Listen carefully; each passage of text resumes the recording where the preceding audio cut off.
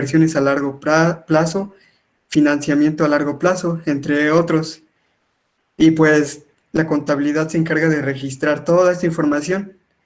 Y ya dentro de otros eventos, pues son sucesos que se derivan de la interacción entre una entidad y su medio ambiente.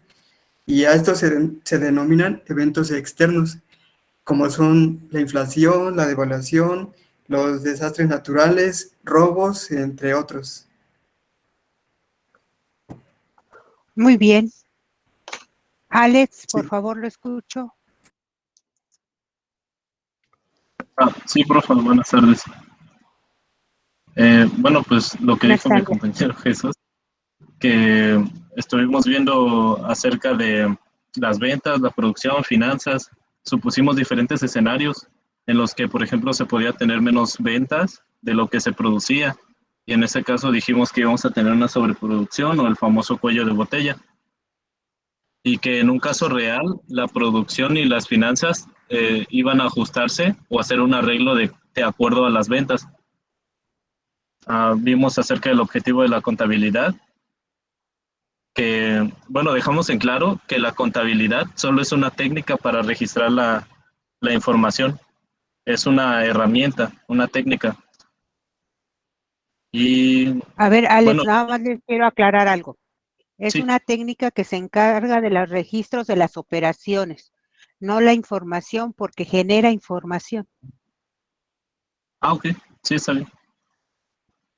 ¿Sí? Sí, Continúe, por favor. sí. Vimos acerca de las operaciones que afectan económicamente a una entidad, que son transacciones, transformaciones internas y otros eventos. Dijimos que las transacciones son un tipo particular de evento en el que media la transferencia de un beneficio económico entre dos o más entidades. Algunas pueden ser compras, ventas o pagos. Mientras que las transformaciones internas son cambios en la estructura financiera de la entidad a consecuencia de decisiones internas, los cuales le ocasionan efectos económicos que modifican sus recursos o sus fuentes.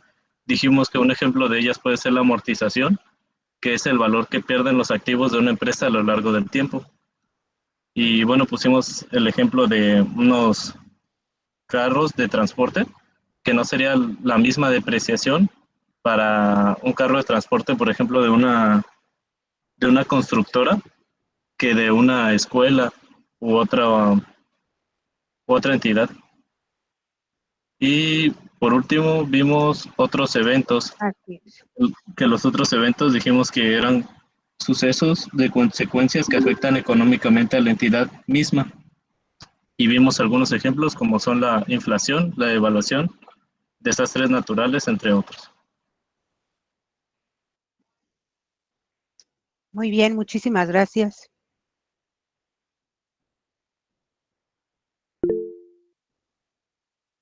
El día de ayer, así es, el tipo no, el monto o el procedimiento para la depreciación, porque sigue siendo depreciación. El monto que vamos a aplicar es de depreciación. Hablábamos de que es el reconocimiento de la pérdida de valor de un activo, lo que se conoce como depreciación, y aunque hablamos de una camioneta, les decía el día de ayer, puede tener distintos montos por depreciación. ¿Por qué? Porque dependiendo del uso, dependiendo del desgaste, lo vamos a reconocer en los estados financieros. Bien, vamos a empezar el día de hoy con su materia, con su clase donde el día de ayer decíamos que habría que definir por qué es importante la contabilidad. La contabilidad es importante para nosotros porque nos va a brindar información financiera. Por medio de la contabilidad se va a generar información financiera y con esa información nos va a permitir tomar decisiones. Comentábamos que les voy a compartir ya mi documento, que para poder definir contabilidad decíamos que es una técnica que se utiliza para el registro de las operaciones que afectan económicamente a una entidad y que produce sistemática y estructuradamente información financiera. La contabilidad en realidad decíamos que no era un fin,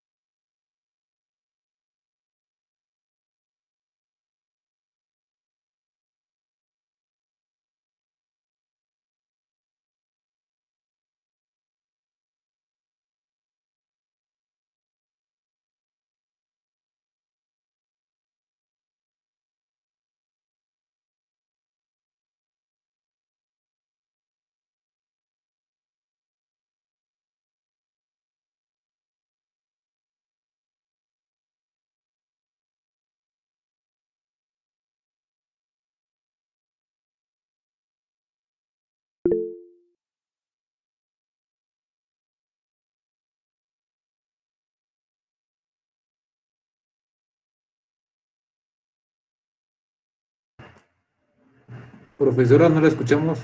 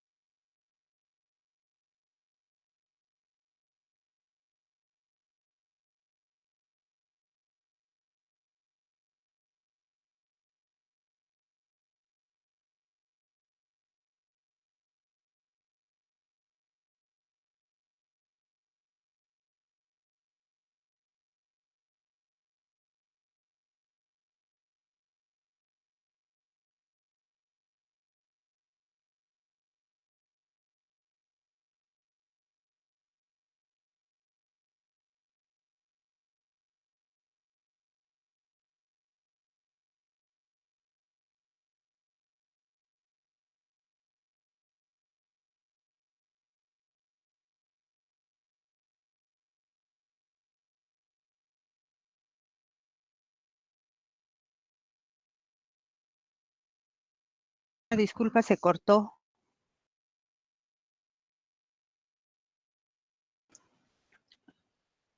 Una disculpa, se cortó la llamada.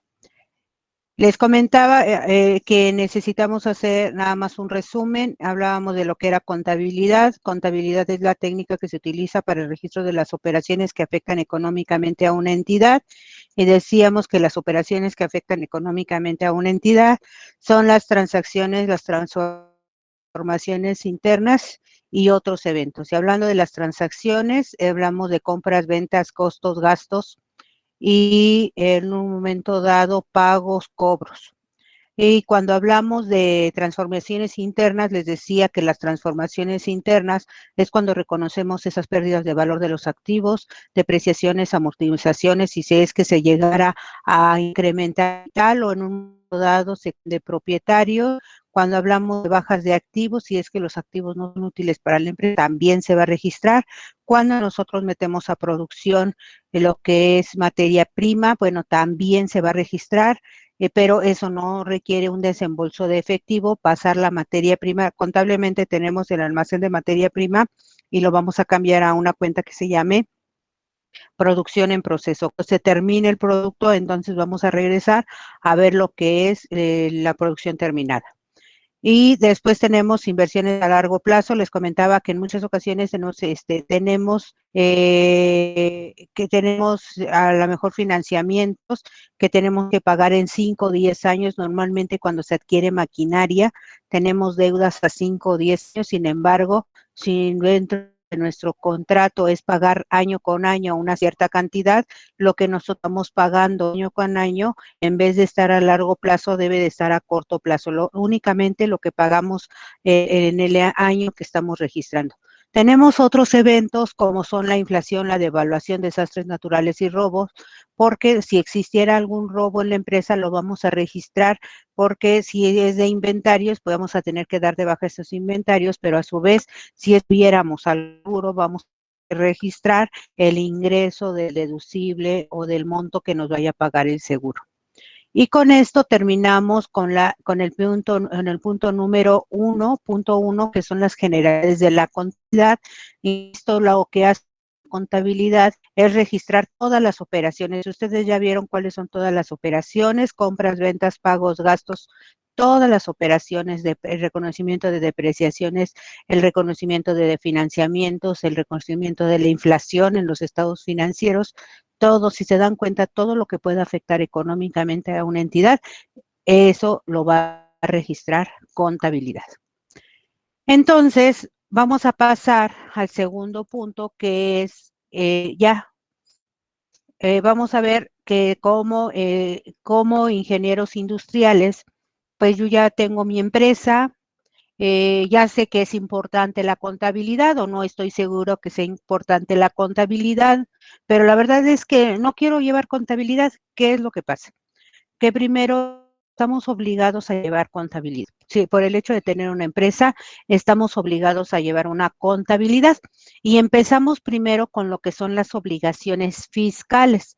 Cuando hablamos de las obligaciones fiscales es lo que ahorita, no sé si han escuchado que está muy de moda, que muchos empresarios decían que no iban a pagar impuestos y con todo esto de la pandemia, algunos empresarios se han visto obligados a pagar sus impuestos, impuestos que en años anteriores no los habían pagado y el fisco empezó a requerirles y a pagarles, a que pagaran esos impuestos. La realidad es que el fisco acuérdense que ese dinero que recauda el fisco es para hacer frente a todos los compromisos que ha hecho el mismo Estado, entonces a las obligaciones que ha asumido el Estado.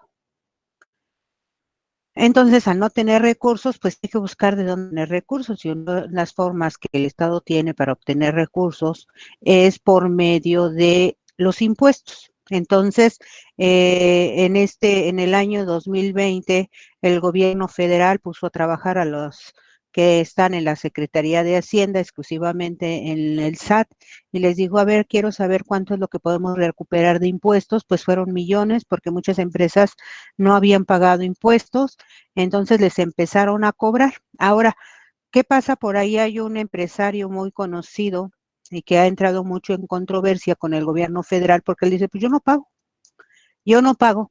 Sin embargo, a lo que es los impuestos, están obligados a pagarlos. Y si no paga, tiene que respaldarse con la ley. Y aparte, si no llegara a pagar, y que ya lo requirieron, le requirieron el pago y dijo, no, yo no pago, me voy a ir a tribunales y en tribunales voy a ganar. Y los tribunales le dijeron, no, no, no, espérate, tienes que pagar, es tu obligación pagar. Y entonces dice, no voy a pagar y no voy a pagar. Entonces, él puede, y si no llegara a pagar, él puede ser declarado como que está defraudando al fisco, es decir, que tiene una defraudación fiscal y eso amerita cárcel. Entonces, no sé en qué vaya a quedar, seguramente ya estar en tribunal, pero por el momento, cuando hablamos de esto, en el artículo 31, fracción cuarta, de nuestra máxima constitución es la Constitución Política de los Estados Unidos, o sea, es la que nos rige para todos los mexicanos. Hablamos de nuestra Constitución. En el artículo 31, fracción cuarta, dice que es obligación de los mexicanos contribuir para los gastos públicos, considerando los gastos públicos, pues construcción, la construcción y mantenimiento de las escuelas, construcción y mantenimiento de las carreteras, construcción y mantenimiento de los hospitales, hablando también del mantener toda burocracia, Senado, burocracia en en los municipios de donde se obtenga el dinero. Pero al final del día, ¿quién va a pagar todo esto que se está llevando a cabo? ¿Quién va a pagar todos estos gastos que se están generando? ¿Quién va a pagar todos estos gastos que se generan por las campañas políticas? Pues todos los ciudadanos. Por eso dice que es obligación de los mexicanos contribuir para los gastos públicos. ¿Cuáles son esos gastos públicos? Los que les acabo de mencionar, son algunos, porque en realidad hay muchos gastos, muchas cuentas que son las que tiene que pagar el Estado. Por lo tanto, los mexicanos están obligados a contribuir al gasto público. ¿Y qué pasa si yo como mexicano no quiero? Bueno, pues entonces el fisco te requerirá y tendrás que pagar. Si es que no tienes, pues bueno, el fisco determinará si ameritas cárcel. ¿Por qué? Porque es obligación de los mexicanos y así es la Constitución. Ahora, no sé si recuerdan, seguramente ya no les tocó, pero hace algunos años también estuvo involucrada en estos problemas Paquita la del Barrio y que por ahí sacó una canción. Es que llegan el fisco igual empiezan a, empieza a revisar y como esos mexicanos así lo establece la Constitución y cuando no pagan, pues entonces empiezan las revisiones y puede ser que en realidad al fisco no le interesa llevar al bote a las personas, pero pues sí paguen. Entonces, ¿qué es lo que hace? Pues en ocasiones dice, pues paga, pero para resarcir ese daño, pues te vamos a dar la oportunidad. En ese caso, yo supongo que llegaron al acuerdo de que hiciera una canción o escribiera o interpretara una canción de, empezó a cantar Paquita la del Barrio, decía que es importante que paguen sus impuestos porque pueden tener problemas legales. Bueno, es parte de las obligaciones que tenemos. Primero, segundo, como empresarios, porque los empresarios están obligados a pagar impuestos. ¿Para qué? Para esta parte de contribuir al gasto público. ¿Sobre qué pagan impuestos? Sobre sus ganancias, en algunos casos y en otros sobre sus ingresos. Pero, ¿por qué me obliga a llevar contabilidad? Primero tengo que ser consciente de que tengo que pagar impuestos. Pero, ¿en base a qué pago impuestos? Para las personas morales y personas físicas empresariales, pues es en base a la utilidad que tiene. Pero yo, ¿cómo puedo saber cuál es mi utilidad? Tengo que llevar contabilidad. ¿Cuáles son los otros reglamentos o leyes que me obligan a llevar contabilidad? Entrada, pues el artículo 31, fracción 4, fracción cuarta de la Constitución, me dice que tengo que contribuir al gasto público. Para poder contribuir al gasto público, obviamente necesito determinar cuáles son mis ingresos o cuánta es mi utilidad.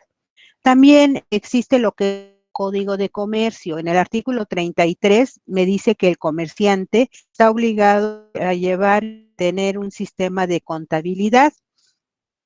Este sistema podrá llevarse mediante instrumentos, recursos o sistemas de procesamiento que se acomoden a características particulares del negocio, pero deberá de satisfacer los siguientes requisitos mínimos.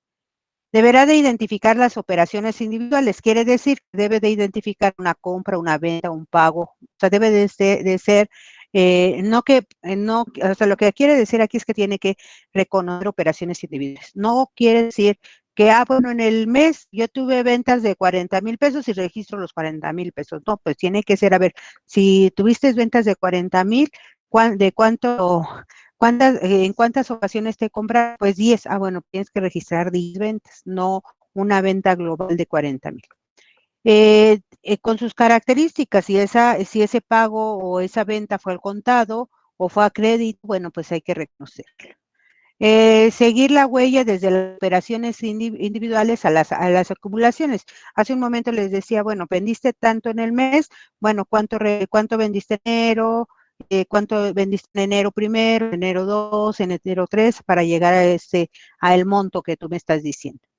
Y también les obliga a preparar estados financieros, que incluye información financiera del negocio.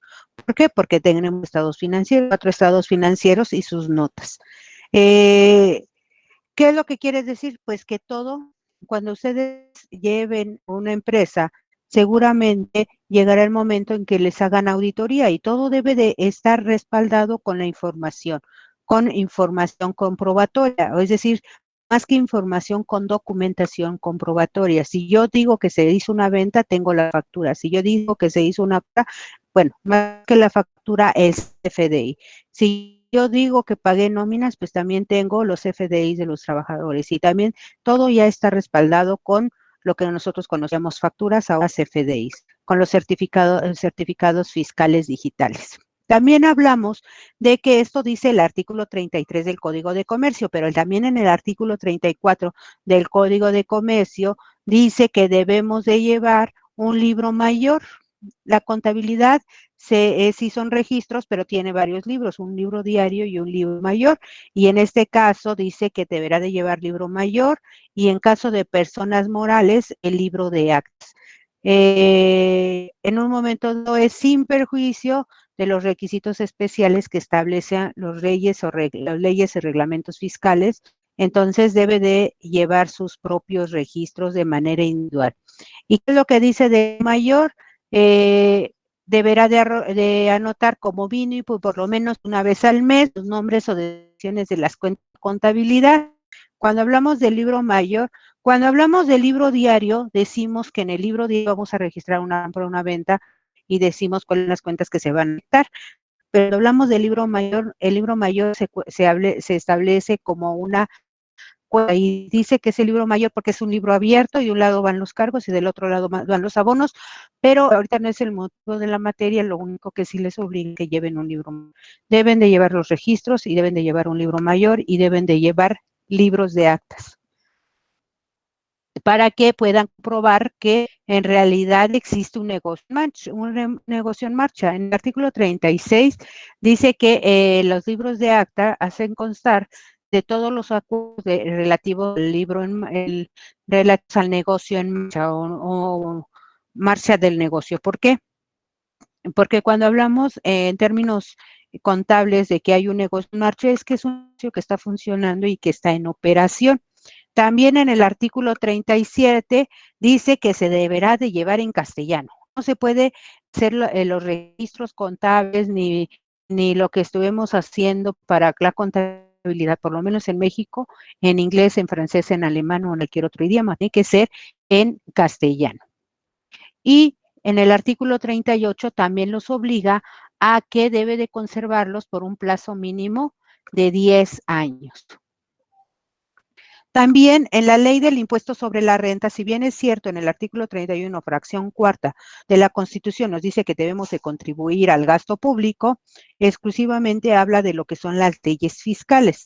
Entonces, hablando de una de las leyes fiscales es la ley del impuesto sobre la renta. Y en el artículo 86 de la ley del impuesto sobre la renta dice que las personas morales, además de las obligaciones establecidas en otros artículos de la ley, tendrán la obligación de llevar sistemas contables de conformidad a lo que establece el Código Fiscal y sus reglamentos. Quiere decir que debe de llevar sistemas contables de acuerdo a la ley de impuestos sobre la renta en su artículo 86. En lo que hace el código o el reglamento, el Código Fiscal de la Federación y su reglamento es determinar cuáles son los lineamientos de esa contabilidad. También debe de expedir y recabar los comprobantes fiscales que acrediten las enajenaciones y erogaciones que efectúen. No sé si han escuchado que algunos negocios ustedes van y les dicen, quiero comprar una televisión, y les preguntan, ¿con factura o sin factura? Y entonces dices, pues ¿cómo me pregunta con factura o sin factura? Si al final del día pues tiene que facturar, porque sea con factura o sin factura, y si no lo vende facturado, pues entonces tendrá que acumularlo a la venta del día. Pero les dice, bueno, es que si es factura, le voy a cobrar masiva. ¿Por qué me vas a cobrar masiva si estás obligado a que cuando me entregas la factura, que ahí venga desglosado el IVA? O sea, no me vendes un producto masiva, siempre va a ser el producto y ya debe de incluir el IVA. Entonces, no es lógico que me cobres el IVA, significa que no está pagando sus impuestos. ¿Por qué? Porque ellos están obligados a expedir y lavar los comprobantes fiscales, están vendiendo y recabar cuando están comprando. Entonces, en el reglamento del Código Fiscal de la Federación dice que de acuerdo al artículo 28, fracción 1 y fracción 2 del Código, deben de establecer lo siguiente: llevar registros de asientos auxiliares, solicitud de inscripción a lo que es el RFC, declaraciones anuales, estados de cuenta, las acciones para redes sociales y títulos de crédito debe de ser como parte de su información o documentación que requieren para los registros, que en un momento dado son los datos con físicas, servicios personales subordinados, registros de avisos realizados en materia de seguridad social y sus aportaciones, lo que son importaciones y exportaciones en lo que es comercio exterior. Aquí estamos hablando de los pedimentos, documentación e información de los registros de todas las operaciones o actos o actividades y declaraciones que establecen mismas leyes. ¿Qué es lo que deben de tener los registros? Los documentos, los registros o asientos contables deben de integrarse, les decía, hay un libro diario y también llevarse el libro diario y mayor, y también formular estados de posición financiera, resultados, es decir, los estados financieros, y relacionar los estados financieros con cuentas de cada operación, y debe de ser en español y asignación en moneda nacional. toda la contabilidad que nosotros registramos es en moneda nacional. Aquí las leyes fiscales nos obligan a que sea en moneda nacional. Si ustedes fueran una empresa que tuvieran, que aquí estuviera la subsidiaria o aquí tuvieran alguna sucursal y el estados financieros tienen que consolidar para unir a todas las empresas que tiene, y en un momento dado, si es que la representación está en Estados Unidos o en otro país, pues se tendrá que hacer en otro idioma, pero también se tiene que hacer en español. Legislación que obliga a llevar contabilidad, también el impuesto al valor agregado, dentro de los comprobantes fiscales deberá de estar por separado, y también debe de integrarse la adquisición de bienes de servicio, la adquisición de bienes y servicios, goce temporal de bienes, que por las que se debe de pagar el impuesto, las adquisiciones de bienes o servicios o uso de gozos de adquisición son compras de bienes tangibles. Cuando hablo de servicios es cuando nosotros contratamos una campaña de publicidad o algo. O cuando hablo del uso o goce temporal de bienes, cuando rentamos un local o cuando rentamos un carro, alguna renta en específico. Entonces, todo esto, las leyes fiscales nos obligan. ¿Cómo ven? Hay distintas leyes a llevar contabilidad. ¿Ustedes qué piensan? Aquí decíamos que ustedes pueden estar regulares o pueden ser empresas irregulares. Si son empresas irregulares, pues harán caso a todas estas obligaciones.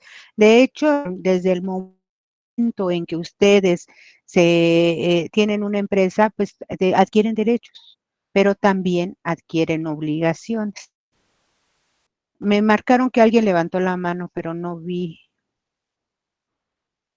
Lo marca aquí. Leslie, le escucho. Sí, bueno, ahorita comentaba algo sobre los restaurantes. Cuando cobran el IVA, al momento de facturar, preguntan que si deseamos facturar, pues se nos agrega el 16% de IVA. ¿Qué ocurre en esos casos? Porque comentaba que ya tenía que ir incluido, que no nos teníamos que cobrar un extra. Claro, lo que pasa es que es una mala práctica. Es una mala práctica que tienen las empresas, en donde te dicen, en un restaurante tú llegas y consumes y le dices, quiero factura. En ocasiones dicen, no, no tengo factura, no doy factura. Entonces, ¿cómo no? Pues al final de cuentas está obligado a dar factura. O sea, esa es la red, está obligado. Espera, segunda, algunos negocios dicen facturo, pero me tienes que pagar el IVA. En realidad, esos negocios, por todos los ingresos que tenga, da cuenta que por todos los ingresos que tenga si no le da una factura a cada cliente, día tiene que hacer una factura por todas las ventas del día. Hace un momento les decía, bueno, es que se tienen que identificar de manera individual, sí, pero deberá haber un registro, diga, de tal a tal comanda, eso es lo que estoy facturando el día de hoy, porque su respaldo son las comandas. ¿Qué es lo que pasa? Y creo que esa es una práctica y que está mal hecha, y yo creo que se tiene que ingresar el empresario a ver, porque se está incurriendo en una defraudación fiscal. El hecho de no enterar al fisco todo los corresponde, está defraudándolo. Debemos de tener el siguiente, porque en ocasiones pensamos que el contador es un genio, pero no es así. Ustedes como ingenieros industriales ponen su empresa y dicen, yo la verdad es esto, yo no quiero meterme en broncas, contrato a un contador. Y luego habemos muchos contadores que te dicen, pues es que mira, de acuerdo a los ingresos que tuviste, tú tienes que pagar 20,000 pesos. Y llega otro contador y les dice, ¿saben qué? Pues tú dime cuánto quieres pagar y yo lo pago. Si quieres 1,000, 2,000, lo que ustedes dicen, no, pues es que si uno me dice que puedo pagar 1,000, 2,000 o lo que yo quiera, y el otro me dice que tengo que pagar 20,000, pues mejor que pago lo que me está diciendo 1,000 o 2,000. Al final del día, es responsable ante el fisco, es el empresario, la empresa. son responsables ante el fisco, o sea, ellos son los que tienen obligado ante el fisco. El fisco no va a venir y les va a decir, oye, aquí de acuerdo a lo que yo estoy revisando, tú deberías de haber pagado 20,000 pesos y nada más me pagaste 2,000. Me adeudas 18,000 pesos. Pero aparte te voy a multar porque yo te doy la oportunidad, en realidad el fisco les da la oportunidad de que ustedes declaren lo que a ustedes les corresponde. Ustedes se pueden autodeterminar cuánto de impuesto lo que deben de. El fisco no se los determina, ustedes lo determinan. Pero tú me engañaste, yo confío en ti, te corresponde, pero resulta que cuando hago una revisión, porque mis revisiones son aleatorias, resulta que en mis revisiones está tu empresa y resulta que me doy cuenta que no declaraste los 20,000, sino nada más 2,000, por lo tanto los 18,000 me los pagas con actualizaciones, con recargos y todavía te voy a imponer una multa porque tú me engañaste. Tú me dijiste que lo que tú deberías de generar o lo que tú generaste de impuestos eran 2,000 cuando en realidad eran 20,000 y me los tienes que pagar. Ahí el empresario o el administrador no puede decir, es que mi contador me dijo, y a lo mejor el contador mejor tiene evidencia, pero es por otra vía que tienen que demandar al contador, porque ante el fisco el único responsable es el empresario. Sí les queda claro, hay diferentes vías, diferentes instancias donde podremos interponer esto. Uno es, si el contador no hizo su trabajo, yo me doy cuenta y puedo demandarlo por la vía civil, por la vía penal, dependiendo del daño que me ha causado. Pero en este caso, ante el fisco, el responsable es el empresario, no hay nadie más. Entonces, ¿qué pasa? Regresando al punto anterior, ¿qué pasa con estas empresas? Digo, en muchas ocasiones es una mala práctica de que yo puedo vender el día 1,000 pesos, pero le digo al contador que declare 500. ¿Por qué? Pues porque no me pidieron factura. ¿Quién se va a dar cuenta? Pues nadie se va a dar cuenta. Y para que a mí me revisen, pues está muy difícil. Y por ahí algunos dicen, es que hay doble contabilidad, una que es la contabilidad fiscal y otra es la contabilidad financiera. No puede haber doble contabilidad. La contabilidad es una, que después esa contabilidad se va haciendo una conciliación entre la fiscal y la contable, o sea, es una conciliación contable fiscal, pues empezamos a eliminar todos los contables no fiscales y también aspectos fiscales no contables. Entonces, en realidad es una sola contabilidad. ¿Qué es lo que hacen estas empresas? Como bien lo comentaba su compañera, es, bueno, pues como no facturo todo, cuando alguien me pide factura, le cobro IVA. ¿Por qué? Pues porque ese IVA sí lo tengo que dar. Cuando en realidad deberían entregar el IVA de todas sus ventas. Cuando nosotros compramos un vestido, vamos a suponer que nuestro vestido cuesta 1,000 pesos.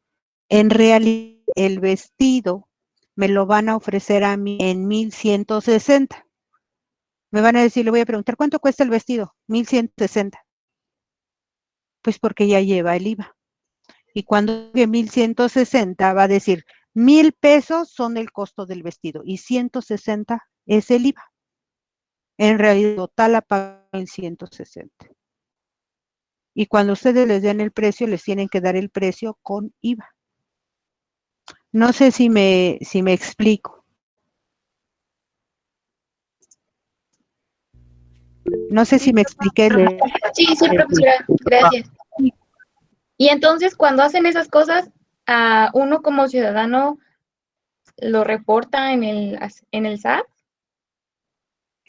Es difícil, la verdad es que no tenemos la cultura de la queja, pero en estos sentidos, quieres tu factura, tú le puedes decir al SAT, yo fui en tal fecha, tal hora, y yo consumí tanto, y me estoy cobrando adicional. Entonces, lo que hace el SAT es mandar una auditoría a ese negocio para comprobar. Fíjense, el SAT es sí es complicado evadir al fisco. ¿Por qué? Porque al final de cuentas se considera como ¿cómo le llaman? es la defraudación fiscal no es perdonable. O sea, vamos, que el fisco a la mera hora te diga, no, pues yo te perdono, pues que no me pagaste en tiempo y no me puedes, yo te perdono, ¿no? O sea, eso se persigue de oficio. Eso es a lo que voy, que se persigue de oficio. No debe de existir una demanda o una queja, sino que se persigue de oficio. Entonces, acuérdense que con el fisco ustedes se registran, el fisco lo que hace es decir, yo confío en que tú vas a hacerlo y confío en que lo haces bien. Entonces, cuando lo haces mal y yo lo detecto, entonces ahí vienen los problemas, porque me estás engañando. Entonces, sí, en realidad ustedes podrían mandar una queja ante el SAT y decirle, ¿saben qué? Tal fecha, tal hora no me entregaron mi comprobante. Y lo exijo. Y van a revisarlo y van a exigirle. ¿Por qué? Porque no está facturando todo. Ellos le harán su auditoría fiscal. ¿Sí? Gracias, profesora. Sí, gracias. Bien. Pues no tenemos poco, o sea, realmente no es poca la obligación que tenemos. Ahorita no incluyo aquí, pero también cuando tenemos trabajadores, nuestra obligación registrarlos ante el Seguro Social. Algunos dirán, bueno, pero es que hay empresas que no los registran. Sí, pero al final de cuentas es un riesgo para la empresa. Si nosotros queremos estar bien, queremos regular nuestra situación, registrarse al y es cuando se dan de alta, todavía tienen que pagar también, hay impuestos municipales y tienen que estar dados de alta en bomberos y que estar dados de alta, tienen que pedirle permiso al municipio para poder operar. O sea, hay muchos trámites que debemos de hacer, pero en especial normas que nos obligan a llevar es una contabilidad. Hablamos del Código Fiscal de la Federación, el reglamento del Código Fiscal de la Federación, hablamos del Código de Comercio, hablamos de la Ley de Impuestos sobre la Renta y partimos de lo que es la Constitución en su artículo 31, fracción cuarta. ¿Sí? Bueno, si se dan cuenta, estamos obligados, tenemos que hacer lo que nos marcan las leyes y tenemos que llevar nuestra contabilidad. Bien, pasamos al siguiente tema, solamente les voy a mencionar cuáles son nuestros postulados básicos y mañana seguimos con el tema porque tenemos que ver cada uno de los postulados. Si bien es cierto, cuando hablo de los postulados básicos de la contabilidad, son temas muy técnicos, voy a tratar de hacerlo lo más sencillo posible para que ustedes lo entiendan. Los postulados básicos de la contabilidad en realidad son las bases que tenemos los contadores para poder hacer los registros. Aquí me dice que son los fundamentos que rige el ambiente en el que debe de operar el sistema de información contable y dan pauta para explicar en qué momento y cómo deben de reconocerse los efectos derivados de las transacciones, transformaciones internas y otros eventos que afectan económicamente a una entidad. ¿Por qué existen estos postulados? Primero quiero decirles que si bien es cierto, habemos muchos contadores a nivel nacional, también es cierto que podríamos estar utilizando nuestro criterio y podríamos utilizar nada más lo que nosotros pensamos, creemos y analizamos lo que cada quien hace. Sin embargo, la contabilidad es para terceros, o más bien la contabilidad que nosotros generamos, nosotros tenemos, genera información financiera y esa información financiera le sirve a terceros para tomar decisiones. Pero si yo, Carmen, elabora contabilidad de una manera y Juan la elabora de otra y Pedro la elabora con otra y cada quien la hace como quiere, a lo mejor cada quien tiene estados financieros distintos y es de una misma empresa. Entonces, ¿qué es lo que hace estos postulados? Los que nos dice es que cómo vamos a trabajar todos sobre una misma línea y sobre las mismas bases. ¿Qué quiere decir? Que todos vamos a estar trabajando y todos sobre la misma información y las mismas bases, y si lo hace Carmen, o si lo hace Pedro, o si lo hace Juan, o si lo hace Arturo, o si lo hace quien lo haga, pues quien haga quien registre, todos debemos llegar a los mismos resultados. No puede llegar uno a registrar de una manera, otro a registrar de otra manera. Vamos a suponer tan sencillo como esto. Yo puedo decir que se vendieron 100,000 pesos y Pedro puede decir, bueno, yo registré que se vendieron 100,000 pesos, pero todo lo mandé a crédito. Y Juan puede decir, no, pues se vendieron 100,000 pesos y todo lo mandé a contado. Y Luis puede decir, no, pues se vendieron 100,000 pesos y una parte la registré al crédito y la otra al contado. Pero nada más es una sola operación. ¿Cuál es la real? Bueno, pues es que al final de cuentas estoy registrando ventas. No, los postulados me van a dar los elementos para decir, a ver, espérate.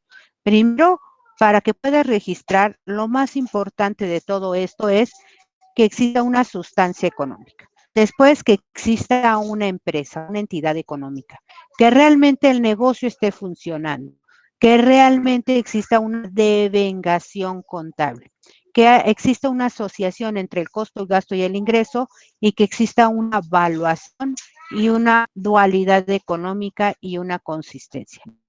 Les decía, nada más los voy a mencionar. El día de mañana voy a explicar cada uno de ellos. Hablamos de 8 postulados, y esos 8 postulados vamos a ir viendo cómo se trabaja con ellos. A mí lo que me interesa que quede claro es que son los fundamentos que rigen el ambiente que opera el sistema de información contable y que dan pauta para explicar en qué momento y cómo se deben de reconocer los efectos derivados de las transacciones, transformaciones internas y otros eventos. Es decir, es que reconocer. Esto no tiene tanto tiempo que se hicieron los cambios se hicieron en el 2006, bueno, sí ya tiene algo de tiempo, pero hay contadores que todavía siguen aplicando la normatividad anterior. Anteriormente teníamos principios de contabilidad, de unos años tenemos, entonces sí es importante que nos adecuemos a la nueva normativa. También fue en base a la normatividad terna. No, por mi todo, no sé si alguien tiene alguna pregunta o alguna duda, alguna participación. ¿Les quedó claro? Yo, ¿Les profesora. queda claro de lo que hablamos hoy? Le escucho, Jorge. Profesora, bueno, ahorita que decía eso de los impuestos, profa, ¿qué beneficios tiene una empresa que se registra ante Hacienda? O bueno, sí creo que es ante Hacienda, ¿verdad? ¿Qué beneficios genera hacia la empresa o hacia el local o negocio? Porque bueno, yo he visto que casi la mayoría de negocios no se registra ante Hacienda, pero desconozco el por qué o no sé cuáles son los beneficios. Esa era mi pregunta. Bueno, en realidad, el primer beneficio es de que es una empresa regular. El segundo beneficio es que cuando tú expides facturas, y personas te compran sin facturas sin más, cuando estás ya vendiendo no nada más al público en general, sino le vendes a una empresa. Por ejemplo, si tú elaboras algún producto que le quieres vender a la universidad jura lo que no te va a comprar si no tienes factura, si no le das factura, porque ellos están obligados a recabar esa información, porque ellos están registrados.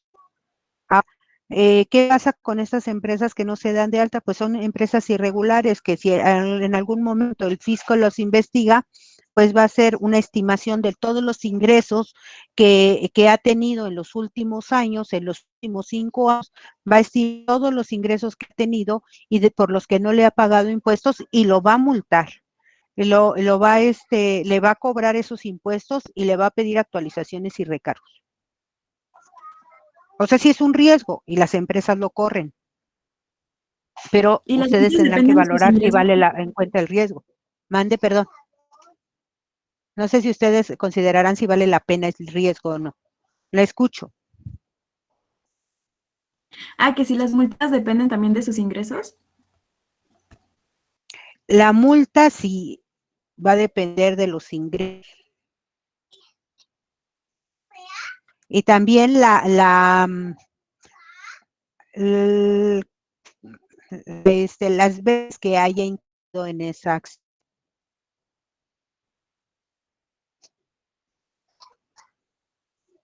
Gracias, profa. No, de qué, hasta luego, Jorge. Profe, Mande. yo tengo una duda. Por ejemplo, usted habla así de empresas, supongo que habla de, pues, de empresas que ya están un poco, bueno, grandes, pero por ejemplo, así para negocios pequeños, como, no sé, nada más alguna tienda pequeñita o no sé, algún establecimiento que se dedica nada más a algo, es como recomendable darse de alta en el SAT porque pues sus ingresos no van a ser, pues a veces van a vender bien, a veces mal, entonces no, bueno, no sé si sea rentable darse de alta. Lo que pasa es que sí se tienen que dar de alta, pero ellos están bajo otro régimen.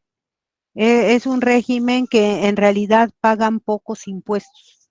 Es más, ellos ni siquiera están obligados a estar haciendo factura, que nada más ve público en general. La diferencia de régimen es que cuando alguien llegue y les pida factura, entonces ya no pueden estar en ese régimen. Antes era el régimen de pequeños contribuyentes.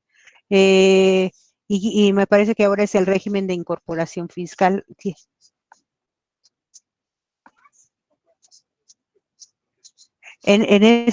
Cuando son empresas pequeñas, pues ellos tienen beneficio, solo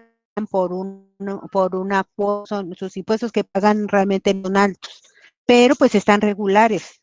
El problema es el desconocimiento de que pues piensan que van a pagar muchos impuestos en primera. Y segunda, pues es que el IVA, pues sí, el IVA no es de la empresa, el IVA en realidad es el impuesto al valor agregado que ha impuesto propia la autoridad.